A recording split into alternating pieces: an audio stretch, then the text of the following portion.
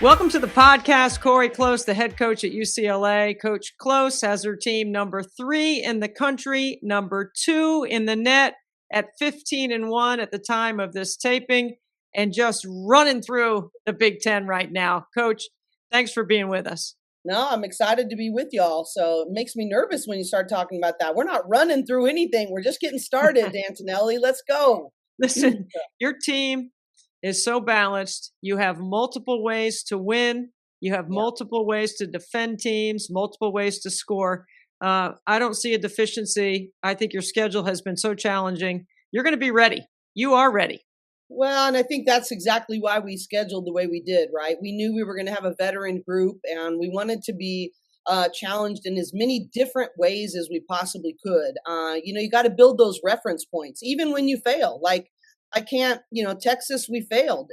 But that also was such a good teaching point. So I think as long as you have the maturity to keep that in check and know that failure can be, if you're willing to, can be just feedback that really helps you go to another level. And so far, we've been able to do that.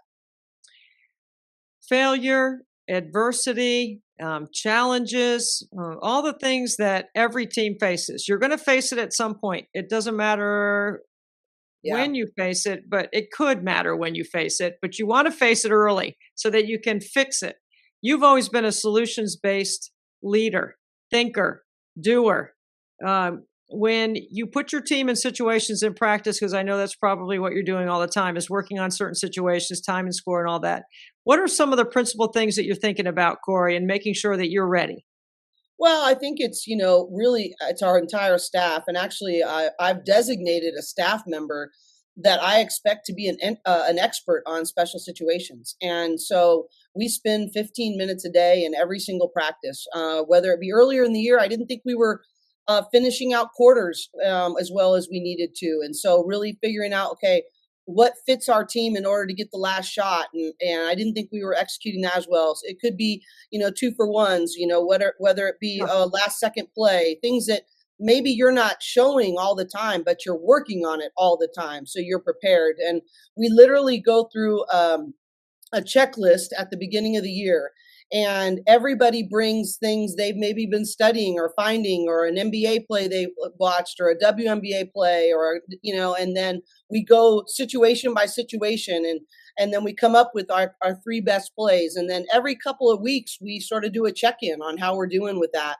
But Tony Noonan he is in charge. And in the last 2 minutes of a game, I'll pretty much do all the things leading up to that, but he knows he better be ready. And we always sort of check in those scenarios. Like, hey, what do you think? We're down 3, we're going to advance the ball here. What do you think, this or this? But I put him in charge for a reason, and I hold him responsible and accountable to be ready for those things. But this is an everyday, all the time kind of thing that we're trying to always prepare for, especially when you're winning by large margins. You don't get the in-game experience a lot in some of those. And so it's really important that it becomes a rhythm of what we practice every day. So I'm thinking while you're speaking about situations, right? Most coaches are thinking situations, like you said, 2-for-1, out of bounds plays, ATOs, jump ball at the beginning. You're talking about the last 2 minutes, like having a coach designated for the last 2 minutes. I almost kind of think of it like football. The head coach is down on the field with a headset, and you've got offensive and defensive coordinators, and you're checking in like that you are making the ultimate decisions, but he's just prepping for the last 2 minutes. Yeah, I think you have to have people that are, so I call them head coaches in their area, and I want to have a lot of people that see themselves with the ownership and level of excellence that they know they're responsible. And I think your preparation goes to another level when everybody feels like, okay, this is my job and I have to be ready, and I don't want to let anyone down in this area. So, we've got different people in charge of different areas to that end, and they've really stepped up in great ways. Okay. So let's talk some situations like 2-for-1, killing the clock, when to foul, when not to foul, things like that. Like, break it down a little bit for us. Well, I think part of it is interesting. I think you do have to know your team. And I've had teams in the past that, if you did an analytics breakdown, you probably always want to foul if you're up 3, the other team has the ball. And from an analytics perspective, there's a lot more that has to go wrong for you to not win that situation if you foul. That being said, there was a few years ago where we worked on it and worked on it, and it just didn't fit our team. Yeah. We didn't it the personality of our team, we weren't choosing the right time, the directions, all the decisions that needed to be made. We were a lot younger. I think you do have to have a pretty high basketball IQ to understand, what direction are they going and all the things that go into that. And so we decided that year, you know what? I know what the analytics say, but for us, we're going to try to chase everybody off the line. We're going to try to be aggressive. Everyone's got to be willing to touch. Yeah. We're obviously not going to help. And so we chose that year to not foul in those scenarios. And so I do think there's an art form as well as a formula, and you have to sort of marry those by knowing your own team. And so this year we've been the opposite. I have a very mature team. We're long, we can anticipate, and we work on it a lot more. So we've, for instance, fouled in those scenarios. On the other hand, like for instance, killing the clock in the last, end of quarters, or, trying to get the last shot. I didn't like at the beginning of the year. We were just sort of dribbling it out, and then coming with a high ball screen, or we run a little bit of a flare on one side, slot screen on the other. We felt like the other team could be so anticipatory when we're just killing it until, 11 seconds, 9, 8. And so we brought in we looked at other false actions. If we're in the like 20 to 18 to 25 area, okay, what's some action that's going to take that we can really take care of the ball, that we can create some false action, some ball reversal, so that when we get to our attacking mode, we haven't had the defense just sitting there ready to anticipate and ready to, know what they're going to do. And so I know that when I know a team like, a lot of teams now want to go to their ghost in the middle of the floor and try to get downhill off of that. Sometimes we'll go zone if it's happening in the last. Go zone, or we switch certain things. Yeah. So we were when you switch it back over to the offense, I'm like, well, we need to have some false action and some ball reversal so people can't anticipate that to the same level. Yeah. So those are some things we've been breaking down with our team that I think are important. And that saves you from having to burn a timeout also if you're working on those things. The other thing about killing the clock, besides that part of it, is like the other team scores, the ball goes through the net, there's 33, 34 seconds left. I see it on the men's side a lot. Like the guys will take their time inbounding it so they make sure they do get the last possession of the quarter or the half. I think that's something that I'm starting to see a little bit more of, the IQ of really experienced players doing that as well. And you got a lot of IQ on your team, Cori. Yeah, and that's actually a really good point, to be honest with you. We haven't worked on that as much. We have a little bit in terms of in-game scenarios, just making sure that we're in a situation where we got the right people where we want them to be, but the clock is stopped in the last minute. So it's a different situation. But, I agree with you. That's something actually we should work on. And Debbie, we haven't been, if I'm being honest. And so good job. I'll be on that the next week. Yeah, I'm always looking for something that I can use in broadcast too. Yeah. Because I'm thinking it, and I know, I watch a lot of film. I certainly don't watch as much film as you do, but I do my due diligence on trying to be prepared to, showcase the game at the highest level. And that includes the coaches. No, and I appreciate that. I mean, you always have been a proponent of that. You're always trying to think about, I know your W's of good point guard play. Yeah. I hear you on that. I know the different things that you do, but it does a lot to grow the game, is to have commentators who actually are trying to grow themselves and bring little nuggets into the broadcast. So thank you for that. Well, thank you for saying that. So you just lead me right into my next question, which is, I do think you're a great thinker about the game. You're not just worried about UCLA. I think it's a really good trait that you carry, Cori, because of the roles that you've played in different committees with the WBCA or the NCAA, the Oversights Committee, all the things that have a leadership component to them. So I want to ask you a couple of questions about what you think about these things. Okay. All right. So the appeals versus the challenges vernacular between the men and the women. It can be confusing for the fan. Yeah, I think it's way confusing. It's confusing for the coach. Forget the fan. I mean, and even the players don't understand. I actually saw it last night in the Texas LSU game for the women. They were vehemently asking their coach to review something, but you can't review it in the women's side, and you actually can review it in the men's side. I think we got to evolve in this. I get it. I appreciate that we took a step this year in terms of being able to, call for a, review on the certain, out of bounds and some things like that. But I sort of think it's a little bit, I don't know. It's almost like, and I don't think this was anyone's intention, but it's almost a little patronizing because it's like we couldn't handle anymore, and I think our game is at a level that we can, really attack some things in these situations. And I do think, though, I mean, we've benefited from this difference, but like, for instance, the men can't advance the ball. Like, they're like the only Right. college men are the only ones that can't do that. And I think it's holding back their game. But I do think in general, in this case with the replay, I think we would be really wise to come together and think about what's really makes sense, and to make our vocabulary the same, to make our, sort of the language that we use, the rules be comparable. I do think that would be a really smart thing to do. Yeah, we just got this year F1, F2 on the women's side, which every time there was an intentional or disqualifying foul, I had to clarify to the fan watching at home. And it just was confusing to him. So Yeah. I think I don't have the data on this, but I've just got a really strong feeling that I never liked 2 free throws. I always liked the 1-and-1, and I think free throw shooting has gotten worse since we went to 2 free throws. Well, it's interesting. I actually, it's sort of, I have 2 schools of thought on this. One is I do like the consistency of across FIBA and the Olympics. There's a lot of people that they do play 2 shots, and so that being said, I like the consistency of that. On the other hand, I like the what it rewards to have the 1-and-1. I think the hard part is that in the quarter system, it's harder to have the numbers.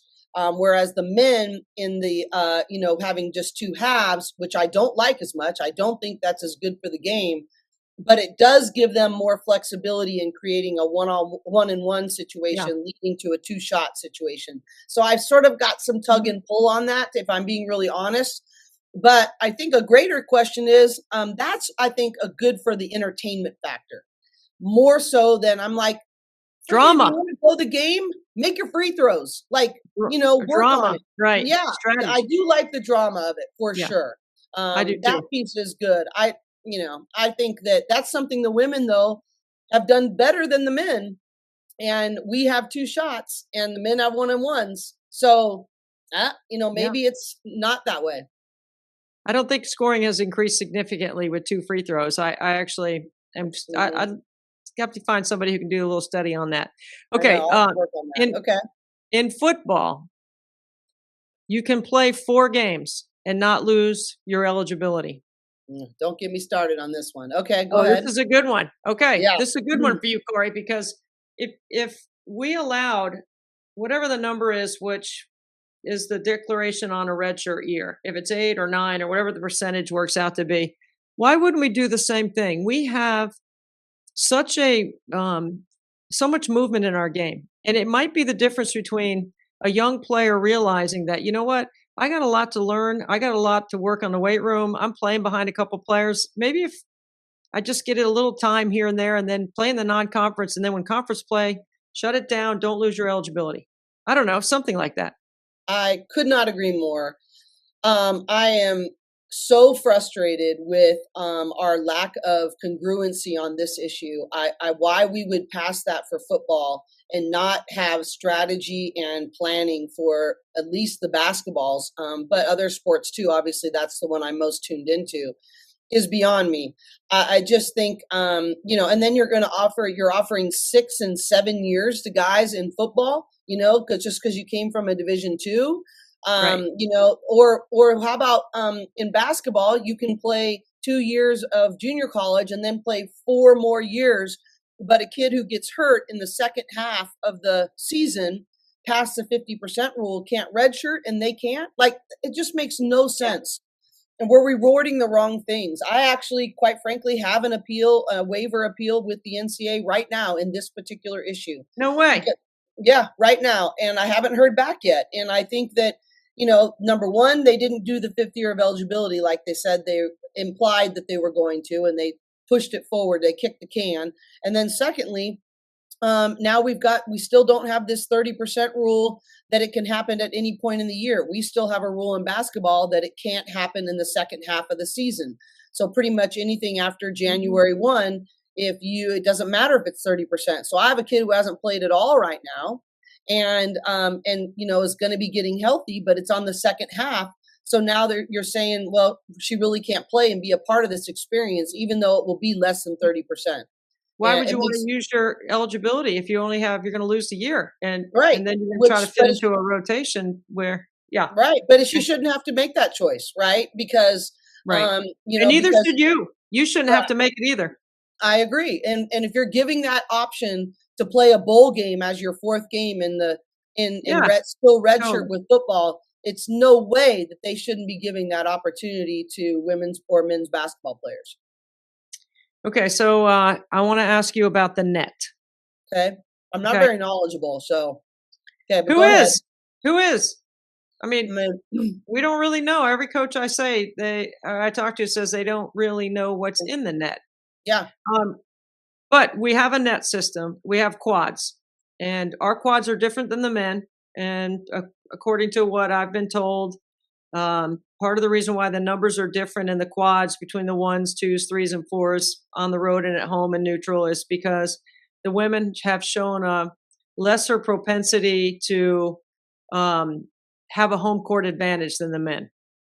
So they changed the numbers. I don't know if that's something somebody told me. I'm not going to quote the person that gave that to me, but that's what I was given. So, so here we are. You are 7-1 in quad 1s. 0 bad losses. Okay. In your league right now, as of today, at the taping of this, and you're getting ready, coming off the win over Nebraska, getting ready to play Minnesota. Right now, based on my math, which, okay, you've got 6 more quad 1s and 1 more quad 2 left on your schedule. That's a lot of quad opportunities because your league is so good. Right. You're going to be in the mix, obviously, for a 1 seed. And there's going to be a lot of conversation about who's the overall 1, all that stuff. Does that matter to you? And does it resonate with you on a day-to-day basis? Are you following it? Where are you on the quads? Well, I think, obviously every time I'm asked that in media, I make sure everybody knows that we have more quad 1 wins than anybody else. I'd be foolish not to. I'm definitely going to, I think if the committee is going to say that strength of schedule is really important, then I'm going to make sure that they remember that our strength of schedule was number 2 in the country behind Southern in non-conference, plus playing the highest net ranking conference in the conference in the Big Ten. Yeah. So, I do try to pound our chest, so to speak, about what we've done. On the other hand, I'm not the person that's going to spend my energy on something that's really out of my control. Do I wish that they would define what the net is? Yes. I mean, no one's willing to give up the true formula of what it is. And I'm like, why not? That's shady. I just don't think that's wise for our game. Let's have all of our cards out on the table and let's be transparent about what you're looking at. And otherwise, why would you put stock into something that you can't even trace how to get to it? So, so I'm trying not to do that. We had the privilege of being the overall number 1 seed last year, and and a number 2 seed won the national championship and was playing the best basketball. So at some point, I don't want to put my attention on something that keeps us from playing our best basketball. The bottom line is, if we've done all these things, then we should be prepared to play our best when our best is needed. And so I'm going to put much more of my attention into making sure we're, playing well. I think if I Sure. would like to be a number one seed if I feel like we've earned it. But whether or not we're the overall number one, the next number two, UConn obviously is the defending national champions. They earned it. They played the best into it. They're not going to have the opportunity to get as many one wins as we're going to because of their conference. And so I don't know. I don't get paid enough to figure that out too. But I think that's a hard situation. I don't. Yeah. I just think that it's like splitting hairs at some point. So I'm just going to try to focus in on the things that are under my control and try to get our team to be playing the best basketball come March. You're right. It's going to be splitting hairs. It's going to be a Mhm. really interesting conversation when we get to that point, should everything hold as it is. Yeah. I'm not sure with UConn's schedule with just Notre Dame and Tennessee remaining, if those are even going to be quad ones by the Mhm. time they get to those. Notre Dame just had a really big win over North Carolina at home. Game that I called. Hannah Hidalgo was fantastic. I listened to you, Debbie. Good job. Carried them the So, whole way. I mean, it was mhm. just impressive, the whole thing that she did. So Yeah. this year, by invitation only, the NCAA is bringing back the mock selection. Oh, good. Okay. I got an invite. Okay, They're going Debbie. to let me in the building. Good. I think that's So, amazing. and ESPN's going to let me take the invitation. So Good. there's going to be really interesting conversation. There's a lot of new since the last mock invitations that they had, which was years ago, which I did attend a couple of those. Mhm. There's a lot to learn in there. If you Yeah. were sitting in there, what would be one or two things that you would want to know from the committee? I think that it's just the authenticity between what's stated is most important, and what is actually the deciding factors. And also when you have really telling the story of how it works when you have 9 ranked teams and 13 teams from the Big Ten, let's say that many get in, let's just say. How does that work in seed lines and when Mhm, can they meet? I don't think the most fans understand that, let alone coaches. mhm. But I think I would want to know what in that room tells me how I need to schedule year in and year out to put our team in the best chance to get the best seed. And I just don't think there's clarity there all the time. And so I'd Yeah. want to know about that. And then So, yeah, go ahead. so I think there are 12 or 14 pieces of criteria that I think they use. The AP poll is not one of them. The net has really carried a little bit more weight.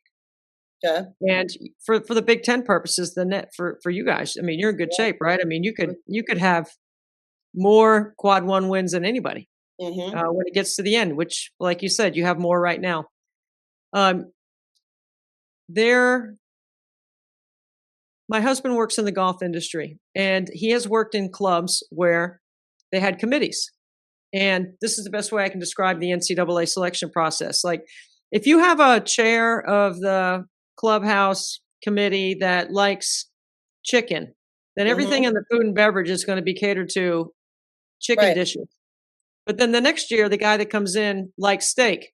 So everything has to change so every process and everything that you do, it sounds like it's a small thing, but it changes the whole ordering process of everything that you Mm-hmm. need to have a balanced meal and prepare a high level first class meal, 5 stars.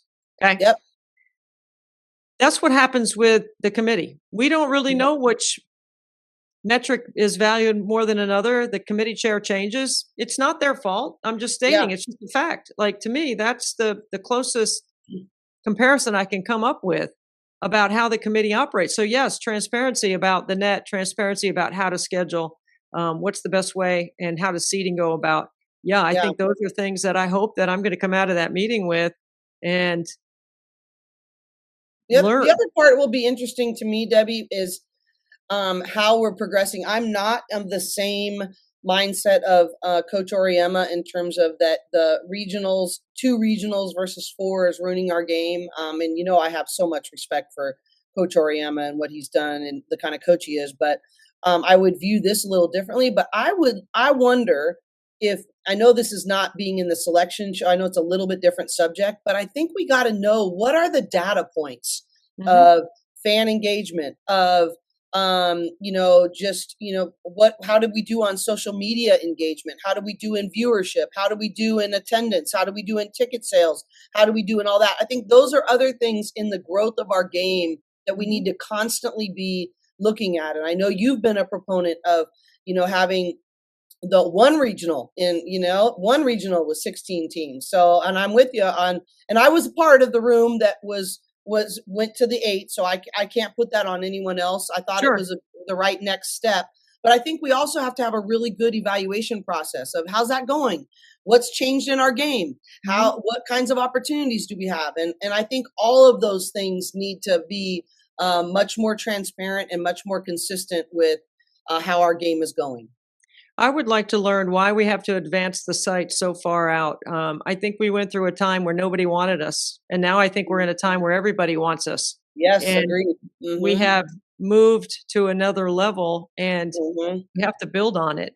Yes, I am a big proponent of one. This would be year 15, talking about the Sweet 16 to Vegas, when nothing was happening in Vegas and no sports teams, no franchises, nothing was in Vegas. We weren't even allowed to host NCAA championships in Vegas when I started talking about it. So I do think how things have changed. You're right about the data, the metrics. What do we measure? And how can we capitalize? I want to know why we can't find a multi-million-dollar sponsor to slap a logo on everybody's jersey for the NCAA women's tournament. Totally agree. I'm waiting. I think the sponsorship deal that's in place right now, and that this I do know about, the NCAA for the men never intended to be this way. The corporate sponsorship, the corporate champions program for the NCAA tournament for the men is never intended to disadvantage the women, for sure. No, but it was not. There is another tier that needs to be opened up for the women, and it needs to be reevaluated because it is affecting the growth of the women's tournament, and specifically in regard to corporate sponsorship. What you just said, the reason we can't have that is because of the structure of the men's champions program. So you're right. The corporate champions program has carried all the NCAA championships, but really was put in place for the men's Final Four. And so you're right.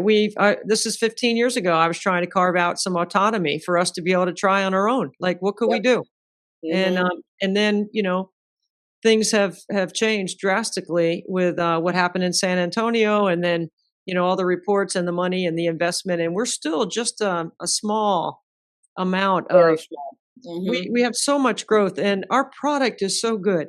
I say the product is the narrative all the time. It is a thing I say. I have shirts printed that say the product is the narrative. I have my, I do, because I hope people are going to ask me, what does that mean? And I'm like, come on, get on board. This is going to be really fun. But I also think the storytelling, I never want the storytelling to become more important than the product, but I do think that with the growth it needs to come congruently, and they need to know these the stories of these players at the same time as they're appreciating how far the product has come. And I do think that's really important. So, there's still 20 documentaries on a men's sport, and there's one on a women's sport, and just all those different things are just so important. So, and now with the new streaming platforms, with Peacock and Tubi and Fox and all the different things of people that can have options to do that. And I know the media industry is just a storm right now. But still, I do think if we really want to maximize our growth, we have to strategize about storytelling as much as we need to also remember that the product is incredible. So I do agree with you on that. I am one that is someone that protects the game. To me, the strategies, the game always comes first. The storytelling in game is second, but that doesn't change the storytelling around the game and other platforms. I've even said, and since we're just spitballing here, right, and throwing stuff out, and I'm sure there's going to be people that are going to be watching and listening, and they're going to go, Antonelli and Close, do not put them in the same room together. I want to ask the NCAA to give $1 million back to ESPN. We have the best storytellers. We have the product, the infrastructure.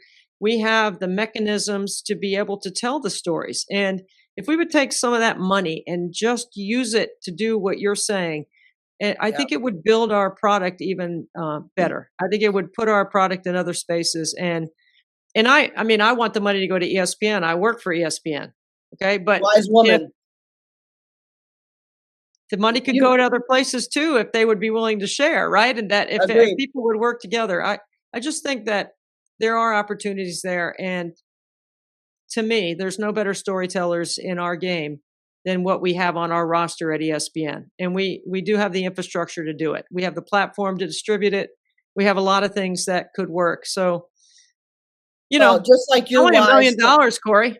hey, that's I could see that. I think that just like you're wise to speak to the opportunities of ESPN, and ESPN has been so instrumental in growing our game. That's just undeniable.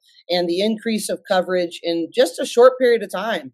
That there's no wraparound coverage in the NCAA tournament anymore. Now ABC is covering so many more Right. games. I mean, there's been just tremendous growth. And I do agree that I didn't think we renegotiated that contract a couple of years ago very well, not very strategically, because if you were thinking that way and how sports were going, you would have worked that storytelling into that contract at that point in time. And that being said, though, that's ESPN is only responsible for the NCAA tournament, and then contracts with, especially with the SEC. The reality is also, and it's a both and. It's not an either or. That the Foxes, the CBSs, the NBCs, the Peacocks that are covering the Big Ten, for instance, like that's an important piece of this. Sure. And I believe that I sort of went on a rant a couple weeks ago, as after our Ohio State game about media. But I think it's a two-way street. I actually got some media members that reached out to me after that and said, well, there's some coaches that don't let us in their shoot-arounds, or Yep. there's some coaches who won't even give us time to talk about the game beforehand. Shame on us that we would not do that, because if we're going to demand more exposure and demand that people show up and tell our stories, then we need to meet them and allow them the access to do so. And if they don't have the professionalism to handle it well, then never let them in again. But until they don't handle it well, we need to err on the side of exposure and access so that people can do their jobs. I'm glad you brought up your rant. I thought it was an important rant. I was going to ask you about it anyway. Is there anything else about your rant that you want to clarify, talk about, advance? Well, I do think one thing I didn't get a chance to say is that there were people that were there there were two riders, I think, a couple riders that were at the Ohio State game. They just didn't ask to talk to us. So there was no media, no one that was talking to any of our players about their game or and I don't care about me, but their comments on what we saw the game happening. And I know it's bowl season or whatever else, but I just thought we were past that. But the one thing I didn't get to clarify is a lot of people have said, well, that's just traditional media. They're absolutely in a tough spot because of all the different things that are going on. And I said, well, then what about non-traditional media? What about, there have been some specific blogs, podcasts, different things of people that have a real interest in growing our game. Then get out of the traditional media lanes and allow some other people to tell the stories. And so if we don't have enough coverage, then we're going to have to expand our comfort zone. The landscape has changed. It's not just the networks now. As much as I appreciate the networks, it's nothing against them, but if they can't cover all of the things that are going on, we shouldn't be bumped down. Then we need to find other people that are willing to elevate us up. Very quickly, I'm going to share this with you because I've never said this publicly anywhere. So I'm going to say it one time here. When the WNBA All-Star Game was in Indianapolis, I've worked for the Fever in 20 years. I've worked for the Fever. I applied for a credential for the All-Star Game through the processes of the WNBA and got denied. So I asked, how can I've been covering the league from its inception, and I think I might be the only person in broadcast television from the very beginning, because I did the ABL before that. And so it was kind of like, why am I being denied? And they said I needed a producer to validate my application. So I went through the processes. I kept my mouth shut. I didn't say a word. I didn't make a big deal about it. I ended up getting a credential because the Fever credentialed me for the game. And then later on, right before the All-Star game, a podcaster with 1,400 followers was posting and bragging about getting credentialed for the WNBA All-Star game. And I just went, I'm not going to say anything. At some point, I'll be able to say something. It'll come back. This seems like the perfect time to say it, Yeah. right? Since we brought it up. But you're right. There's a Mhm. balance between Yeah. the broadcast platform and that medium, which is necessary for our game because Totally we agree. have the ability to reach the most people. But there Yep. is a growing segment of social media that you cannot ignore from what you just said. We're doing a podcast, bloggers, social media influencers, all those people that are out there in our landscape right now. But you also need to understand who the demographic is of who's watching on what Yep. platforms, who's Agreed. watching the women's game. All right. Yep. So any comment on that? No, I just think you're absolutely right. I think we need to broaden our lens a little bit and do the work to understand our audiences. But like I think about the great example of this is that Dancing with the Stars this year did better than it's ever done in its voting, like blew it out of the water. And half the people I didn't know. I knew Jordan Childs because she's a gymnast, Sure. from UCLA. And I knew Baron Davis, but I didn't know the others. But what it did is it showed me that times have changed. Our players started telling me about, well, this person's a YouTuber from here, and this person is this one from here, Yeah. and they totally shifted their audience. Our players never watched Dancing with the Stars, but credit to them. Were like, well, we have to reach this younger audience. We're trying to reach this younger audience. How do we do that? And they invited people from this landscape that someone old like me never even heard of. And they got better numbers than they had ever gotten in the past. Well, it's the people that are going to look at our landscape and go, man, there's incredible momentum here. What is it going to Yes. look like to truly pour gasoline on the fire? And that's going to take, innovation. That's going to take understanding how things have changed. That's going to be pushing comfort zones. But I do think that was a great example to me. Like, wow, if you don't change, you die. And credit to them that they figured out a way to change to maximize garnering a whole new demographic, and then they blew it out of the water. Or look at like the Savannah Bananas, right? You look at they're awesome. incredible. And I actually follow him in his leadership, and I'm like, man, women's basketball could learn a lot from this guy.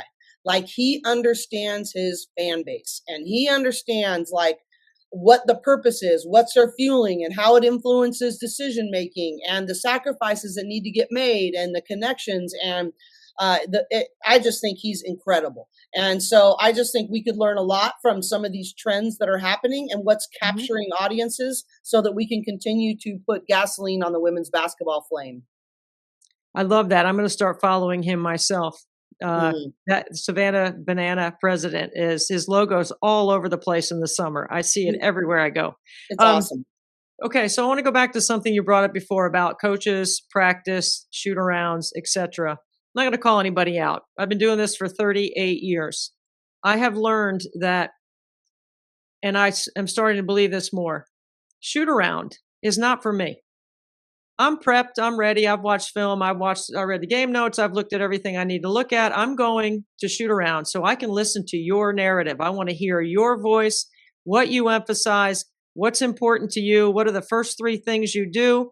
What are the emphasis for the game? And then let me build out the story from there with my own game plan. I take your voice. I take the other coach's voice. I listen. I watch. I learn. And then I can advance the game to a higher level. That's what I think. So I'm not there for me. I'm really there for you. So if you don't want me there, okay, that's fine. That's on you. But if you don't want me there, then there is no way in any shape or form that I can build a relationship, build trust, and help advance our game. Yep. Your voice is so much smarter, and what you do, I'm never smarter than any coach. I want to learn. I want to listen. So if you go in there with an attitude that you think you know it all, you're not going to learn anything. Right. When I say that, because I know you give full access. I mean, I've been in your locker room. I've seen what you've written on the board. I've never like betraying a confidence in that area would never allow me to do this for 38 years. I'm just Absolutely. speaking for myself. Yeah. Okay. What do you think about the whole access piece to Yeah. what you're doing?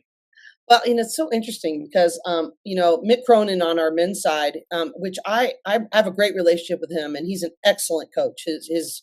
His work speaks for itself. But he came out just yesterday talking about like, I don't understand these coaches that give so much from their practices, and you don't see Belichick or you don't see some of these other people giving things like that's just ridiculous. Why would you give up any strategy? And I think it's just a difference of philosophy. I see it differently that I don't care if you know what, within reason, but the reality is I trust the professionalism of the media. And if they don't, then I'm not going to trust you again. And so what you said is, there's just so much on the line. But my thing is, what's on the line if you don't give them access? Less exposure, less storytelling. And one of the things I've appreciated, and you've done this several times with me, but just the last couple of games, the commentators have either asked me on the prep Zoom or at our shoot around, hey, what's the story that nobody's telling that you want told? What's the insight to anything that's happening with Mhm. your team that you want the megaphone put on? And I just appreciated that, and so like we're all in this together, in my opinion. And if the bottom line, as long as they're not given like, hey, this is exactly how we're going to attack actions, like, give me a break. It's not about us and what's Yeah. written on a board. It's about the players going and executing and, doing it from that perspective. So I just think it's incredibly short sighted. If we want our broadcasts to be great, and because coaches will also sometimes be the first to criticize the broadcasters for how they did the game. Well, I'm like, well, did you give them access to the right preparation? Did you give them the right stories to tell? Yeah. So I just think it's a two-way street. And I think we Mhm. always need to be working on what's best for the game and building trust with each other and not do anything out of fear. To me, that's never a good way to make a decision. There is a trust factor there. I'm going to give Mm. you a good example. I had a men's game player that is supposed to be a superstar is in a slump. Okay. Before the game, the coach says, I said, what are you going to do to get him going? We're going to script the first two plays for him. We want him to score. Okay. The first time down the floor, some other guy jacks it up. The second time down the floor, he jacks it up without a pass, dribbles into a three. Coach subs him, rips him.